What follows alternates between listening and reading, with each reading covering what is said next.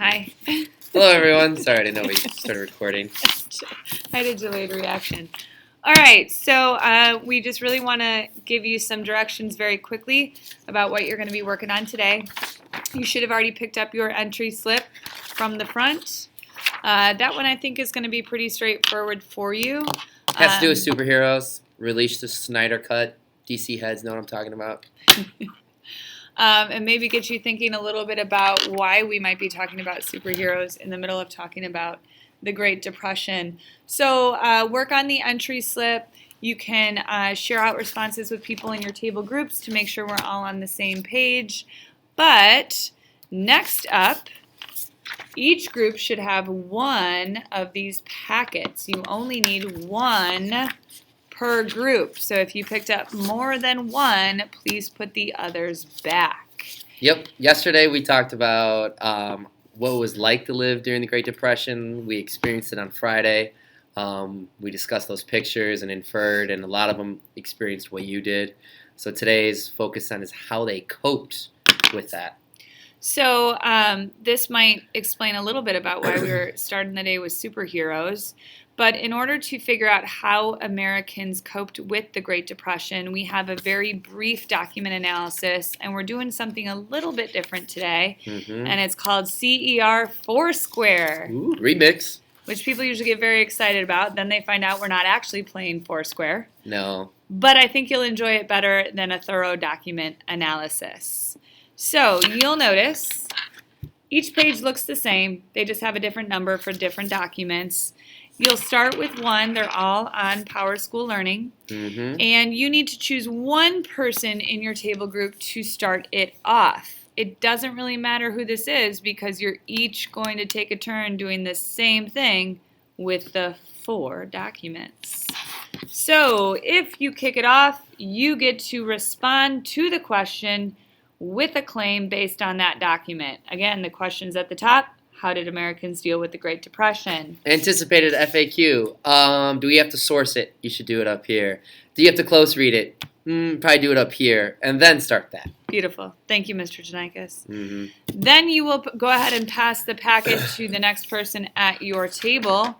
They are filling out the second box, which is let's see. Evidence. Add a piece of evidence that supports the claim in the box. Make sure it's the best piece of evidence. Another frequently asked question, what if there's not a quote? Well, then write down the observation that you are seeing in the visual. And then, you guessed it, you're passing the packet to the next person at your table. And participant number 3 gets to paraphrase the evidence or restate the observation in their own words. So even if it's an observation, you get to do this box. Lucky you. Finally, I don't know, I think participant 4 is the luckiest one. Choose an analysis, lens, or strategy. So, inference, cause and effect. Or point of view. There you go. And then you need to utilize that strategy. So once you've finished one document, you'll go on to the next, but you're going to pick a new person to kick it off. There are 4 documents. There are 4 people in a group, and if there's not, we'll get there in a second. But that means everyone will have done a different box each time. For the groups of 4. If you're in a group of 3, you might have to do the same role twice, or if you're in a bigger group, like I know in my period 4, we have a table of 6. Some of you will be off the hook for a couple of rounds, but you should still try to participate. My class is you only have groups of 3 or 4, so if you're in a group of 3, just keep on passing it around. Hi, Mrs. Patel. We're almost done recording in 1 minute. Right Sub plans. Oh, you're good. Let's see. After you're done with this, what can you work on? Well, let's see. You have a quiz tomorrow, and Miss Lyman and I just reviewed it. It's going to be a little bit more challenging than our assessments, I think. I think as the year's progressing, it gets a little bit more challenging. So make sure you review that outline that has the different resources you should be studying. This goes all the way back to the business cycle when you made those visual representations. So yes, you'll be asked about those items. So it's going back a couple of weeks. But it's better to do it now than after Thanksgiving break. Should we review that really quick? What's that?